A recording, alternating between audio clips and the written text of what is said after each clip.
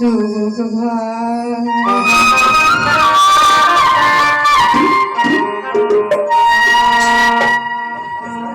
যদি বাবার সেবা না করো ভাই, মায়ের সেবা না করো ভাই, বাবা ঘরে আদেম হইলে কোনো ফায়দা নাই। ইমাম হইলে কোনো ফায়দা নাই। যদি বাবার সেবা না করো ভাই, মায়ের সেবা না করো ভাই, বাবা ঘরে আদেম হইলে কোনো ফায়দা নাই। ইমাম হইলে কোনো ফায়দা নাই।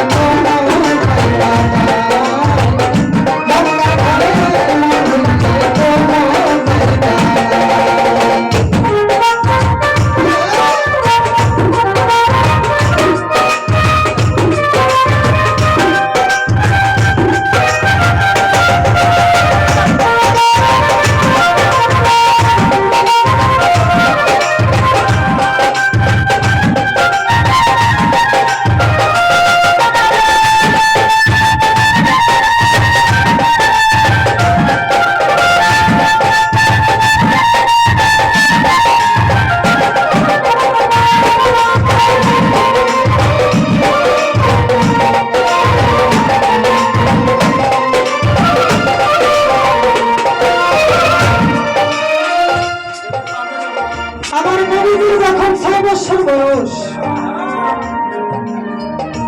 মাঠে খেলাধুলা করে প্রতিদিনের মতো, তো খেলাধুলা শেষে বিকাল বেলা যার যার বাবা এসে তার ছেলেকে আদর করে মুখে খুরমা খেজুর তুলে দিয়ে তুলে নিয়ে গেলে একটা চুমুকে নিয়ে যায়। আমার নবী বাবা চিন্তা করে প্রতিদিন মাঠে যাই খেলাধুলা করার জন্য,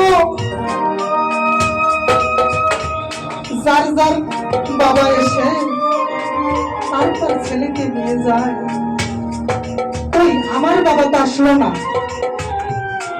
দৌড়ে গেছে মা আমিনার কাছে। বলছে মা মা মা,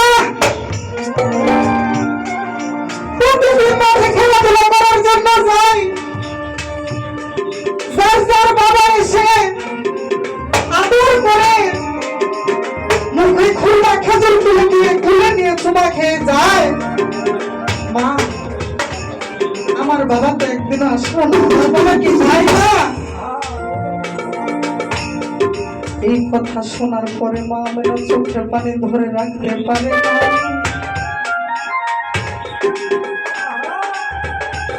সন্তানকে কি সান্ত্বনা দিবে তখন মায় ভেবে পায় না। বলে ওরে পুত্র, তোমার যাই কইয়া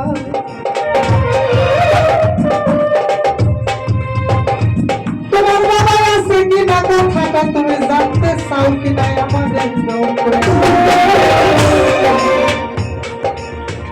বলছে মা, আমি জানতে চাই। সবার বাবা আছে, আমার বাবা নাই কেন? আমারও তো একটা বাবা থাকার কথা। আমার কি মনে চায় না মা, মুখে একটা খুরমা খেজুর আমার বাবা তুলে দেয়, আমার গালে একটা চুমা খায়? এই কথা শোনার পর মা মেনা চোখের পানি ধরে রাখতে পারে না। বলছে আল্লাহ, আমার 6 বছরের শিশু ছেলে আমাকে যেভাবে কথাগুলো বলতেছে, এই কথা আমি মা হয়ে সহ্য করি কিভাবে? তখন মা মেনা তার শ্বশুরের অনুমতি নিয়ে শিশু ছেলেকে নিয়ে গেছে বাবার কবরের সামনে। মা আমেনা এবং আমার শিশু নবী দাঁড়িয়ে। মা আমেনা বলতেছে, বাবা, এই তোমার পিতার কবর। কবরের সামনে কবর ধরে নবী বলতেছে, বাবা বাবা, তুমি ঘুরে কেন?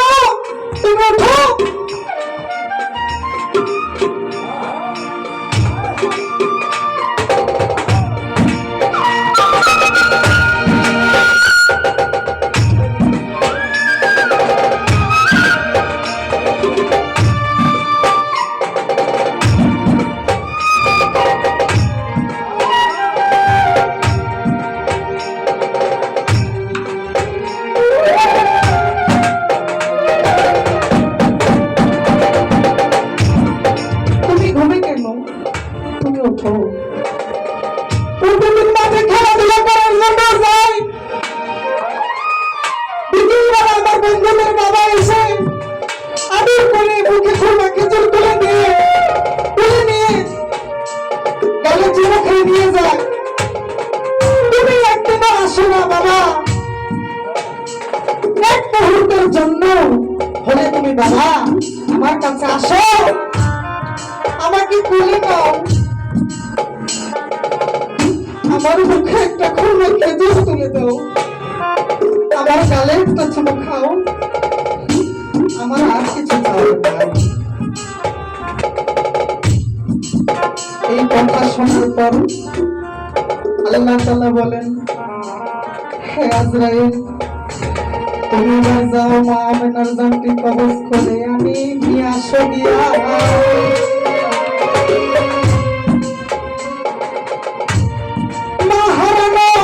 আবার দ্বিতীয় ব্যথা নষ্ট করিয়া আজরাইল বলছে, আল্লাহ, এ তোমার কেমন নিদারুণ খেলা! একই তো শিশু নবী তার বাবা হারানো জ্বালা সহ্য করতে পারতেছে না, ঠিক এই সময় বলতেছ তুমি তার মায়ের জানটিও কবজ করে নিয়ে আসতে। নবী, এই মা হারানো বাবা হারানো, একই বাবা হারানোর বেদনা মা হারানোর বেদনা সইতে কেমন করি? আল্লাহ বলছে, হে জিবরাইল, তুমি আমি যাহা বুঝি তুমি তাহা বুঝো না। নবীকে যদি আমি এখনই বিয়ে দিন না করি, আমার নবী কোনদিন কিন্তু মর্ম বুঝবে না। তাই আমার নবীকে দিন করতে হবে। নবী মাকেও হারালেন বাবার পর, হারিয়ে বলছেন আমি করিতে পারি নাই, করিতে পারিনি আমার পিতা মাতার খ্যাত, করিয়া আসো যারা আমার উম্মত।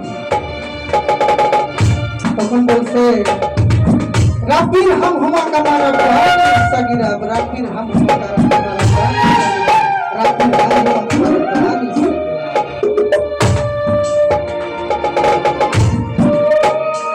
এটা মনে করার কারণ বাস্তব জীবনে আমার কিন্তু বাবা নাই। আমি আমার মায়ের গর্ভে যখন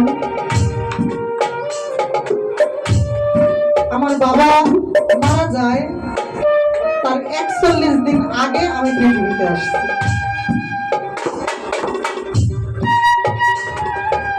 তো এই শিক্ষা থেকে আমিও আমার বাবাকে কোনোদিনও দেখি নাই। আমার নবীজি যেরকম আমার বাবাকে দেখেনি, তার বাবাকে আমিও আমার বাবাকে দেখি নাই। তাই সেদিক থেকে আমার এই রাব্বির হাম হুমা কামা রাব্বানি সাগীরা, যে জাতির বাবা মা নাই, খেদমত করতে পারে নাই, তাদের কি হবে? তারা কিভাবে মা বাবার খেদমত করবে? উনি বলছে রাব্বির হাম হুমা কামা রাব্বানি সাগীরা, এই দোয়াটি করলেই বাপ মার জন্য দোয়া খেদমত শুরু হয়ে যায়। আমি যে গানটি এখন করতেছি আমার উস্তাদের লেখা গান, আমার উস্তাদ লতিফ সরকার। ওনার জন্য সবাই দোয়া করবে, আমার জন্য দোয়া করবে। আর আমি যে ঘটনাটি বললাম, মূলত এই গানটি আমার শ্রদ্ধেয় কাকা শাহ আলম সরকার, আমার উস্তাদেরই ভাই। ওনার একটা গান আছে, আমি করি নাই, করিতে পারি নাই, পিতা মাতার খেদমত করিও নবীর উম্মত। ওই গানের মধ্যে গেলে এই কথাগুলো বলে। কিন্তু যারা আপনারা এই আলোচনাটা করেন, এই গান থেকেও আজকে করতে পারেন, সেদিকে লক্ষ্য রেখে আমার এই গানটি। ও ভাই রে ভাই,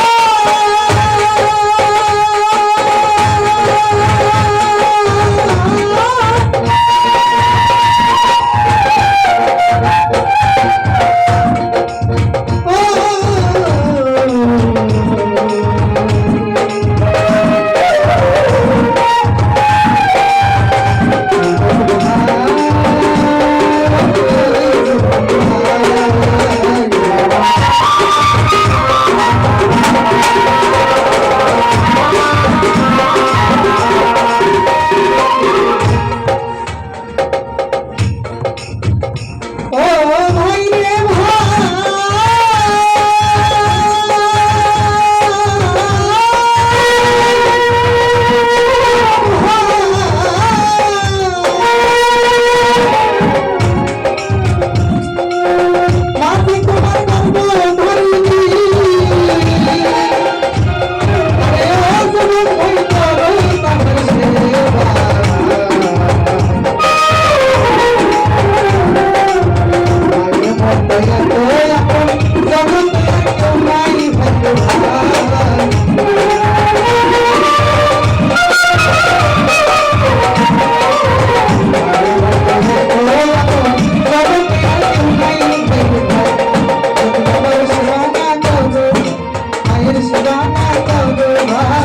সারা ঘরে